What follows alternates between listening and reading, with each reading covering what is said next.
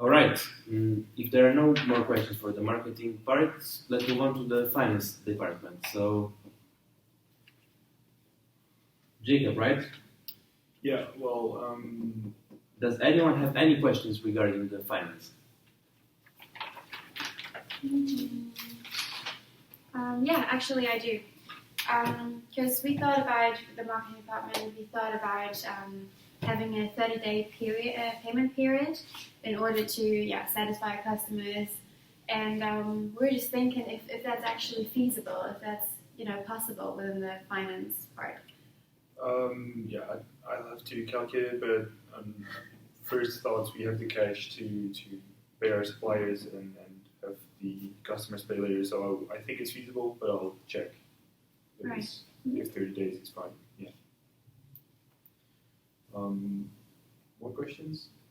Could we get an overview Yeah. for the finance department? Well, at the moment, my colleague Vlad has been calculating our liquidity ratio, and he will explain that in a moment. I've been working on the budget, which is almost complete. I'm implementing the last stuff, basically.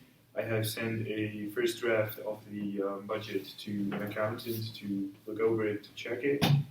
And it looks pretty good. Most of the numbers seem to check out, and all the basic thing is that we have enough cash to invest in stuff like our new bio-product. But even though if we invest in researching it and we can start producing and selling it this year, then we have even more cash available for whatever projects we want to start up.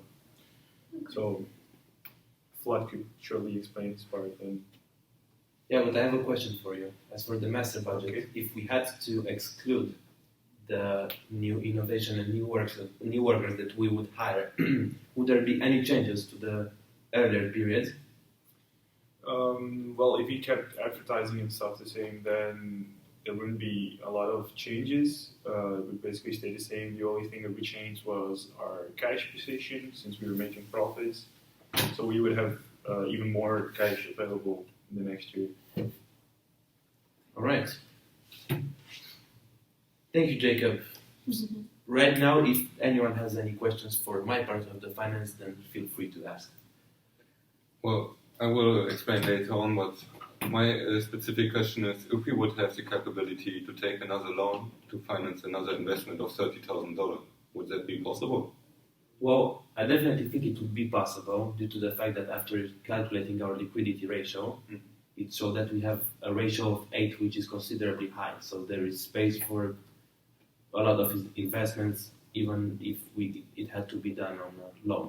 Oh, that's good to know. What department were you thinking of to make this investment in? Well, we want to implement in just-in-time manufacturing, and in order to do that, there are many hurdles to jump over. And if I will shortly give you a summary, for example, we will have the problem of transportation. Transportation is the critical link between our supply chain and the other organizations, as well as for our customers. And when we produce just-in-time, there's even more importance in that part, and we need to focus on a really reliable but also flexible way of transportation. We could source it in making use of motor carriers continuously, which we already do. Another thing is that in order to produce just in time and to deliver the products just in time, we also would be forced to get real-time information. And this could be done by implementing another software system called SAP, which stands for Systems, Applications, and Products. And for that, we would need a loan of $30,000, which you just said me would be possible, which is really nice.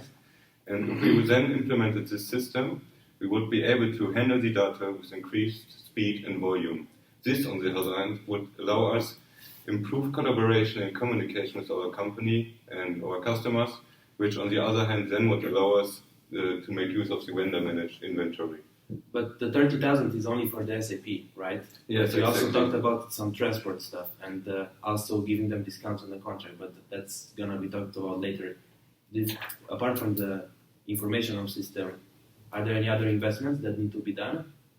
Well, Because you said something about transport. Should I take that in consideration when planning the liquidity ratio for the next period? yeah, there are a little changes, but they are not that significant. And we also already have a multi-carrier system implemented, and there might be a few costs, but they are not that dramatically right now. All right. Any other questions for my part? Yes. We are hiring a new production worker, right? So what I am wondering is there even a budget to pay for this new production worker? Are we Well, able- now it depends. What is this new employee going to be responsible for? And is it gonna be a high rank in our company? Like, is he expecting a high salary or no? I need to know concrete numbers. It will be a student that will work part-time, so it will not be a full-time salary. And the wages is also lower for students than for a normal production worker. So it will be not as high numbers as it would have been with a normal full-time production worker. So I do not have a specific number right here, but I am wondering, considering that it is a part-time job, do we have the money to pay the salary of this production worker? Well, I'll jump in here. The salary for the production worker has already been budgeted. The Okay. basic thing is we need to train him. Also, it's gonna cost us additional training. Yeah. Yeah. Just Alright. the training needs to be paid. All right. Well, the answer is that firstly, I don't want to give you the impression that we have money to spend here and there, but we definitely have the right budgets, taking consideration our liquidity ratio to cover not only the salary of the potential student worker, but also his training. So, yeah, we could definitely make a budget for the organizational behavior. Right now, we haven't made one, but there's plenty of capital to put it into it. So there's gonna be no issue considering it. Thank you. Any other questions? Or shall we move to supply chain? All right, let's move to Hannes. Is there any more questions regarding supply chain? I do actually Mhm. to quickly start off. Do we have all suppliers to actually get the materials for the 1,000 LED lights we are planning on producing? Well, in order to answer that, I would like to give you a short overview about the current situation in our supply chain regarding the inbound. At the moment, we have just-in-time delivery, and we would like to keep that so. Just-in-time delivery demands so that we have to deliver very frequently. And our current suppliers, we have a really good connection with the current suppliers in order to give them or give us opportunity to deliver that frequently as we need it. And also, the supplies we need for the new product, we already have offers and offers for contracts, but we need to consider that they have to be as reliable as the supplies we have at the moment. And yeah, I believe that should answer your question. If there are any other questions, maybe. I have a question. I'm not sure if it's your part, but have you mentioned something about giving discounts to our potential suppliers? That is right. Since we have to implement it just-in-time production, or we'd like to implement it, we need to know the demand in advance. That means that we have to get a closer connection to our customer. And the customer, we have two solutions for this. The first solution would be that we offer our current customers that we have since the 5 years we're already in, contracts, short-term or long-term, doesn't matter. But for the contracts we offer them, we also need adequate discounts. And that has effects on the price strategy. That's why I asked the marketing department already. The second solution would be that we target the bigger customers, such as Ray.com, which is an online retailer. That's why I asked already the OVH department if the salesperson are capable to approach such customer. And most of the customers that are big as Ray.com, they have an implemented vendor management system or inventory, and that allows us to look in their current inventory.